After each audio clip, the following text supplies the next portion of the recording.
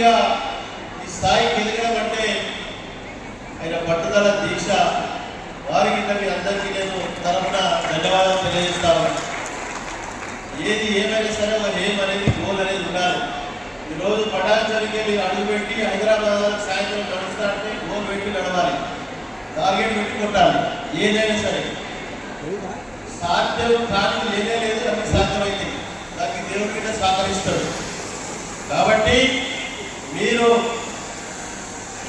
ఉద్యోగంలో ఉన్నవాళ్ళు ప్రైవేట్ పాఠశాల చదువుతారు, పూర్తి మీద వారందరూ గవర్నమెంట్ పాఠశాల చదువుతూ ఉంటారు.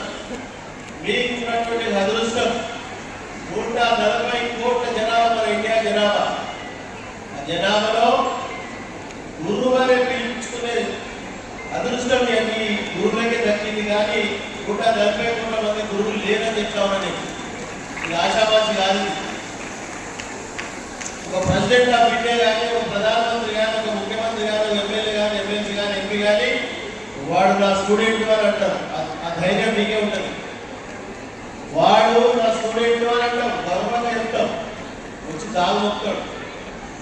కానీ ఎవరికి ఆ అదృష్టం ఉండదని తెలియజేస్తాను మీకు.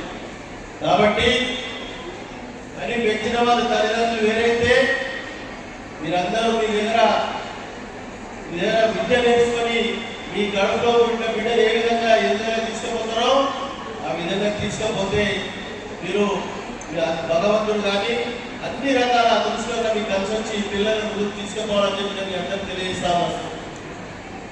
ఆ విధంగా మీరందరూ ప్రైవేటు పాఠశాల కానీ ప్రభుత్వ పాఠశాల లేదు, అంతా మన పిల్లలే, మన టీచర్లే, మన జనమే. పటాంజలి అంటే మినీ భారతదేశం, మినీ ఇండియా. 28 రాష్ట్రాలు మన దగ్గర ఉన్నారు. ఇక్కడ మనందరినీ కాపాడుకునే బాధ్యత మనది.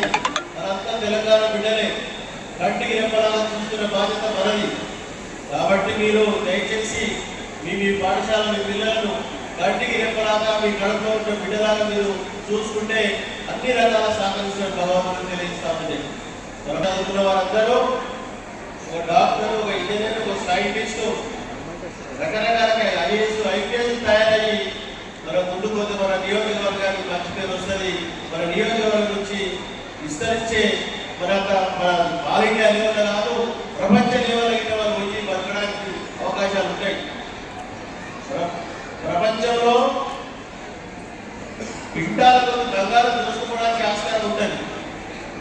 కానీ విద్యను దోయడానికి ఎవరికి చేత కాదు, ఆ భగవంతుడు ఒక్కరి చేత అయింది. పోయినప్పుడే ఎంబడి ఉంటుంది, ఎవరికి దోసుకోనికి చేత కాదు విద్యను. దాన్ని సంపాదించి పెట్టే దమ్ము ధైర్యం నీళ్ళలో ఉన్నది. ఆ వీక్షంలో ఉన్నదాన్ని అందరికీ తెలియజేస్తా ఉన్నాను. కాబట్టి ఆ విధంగా మీరు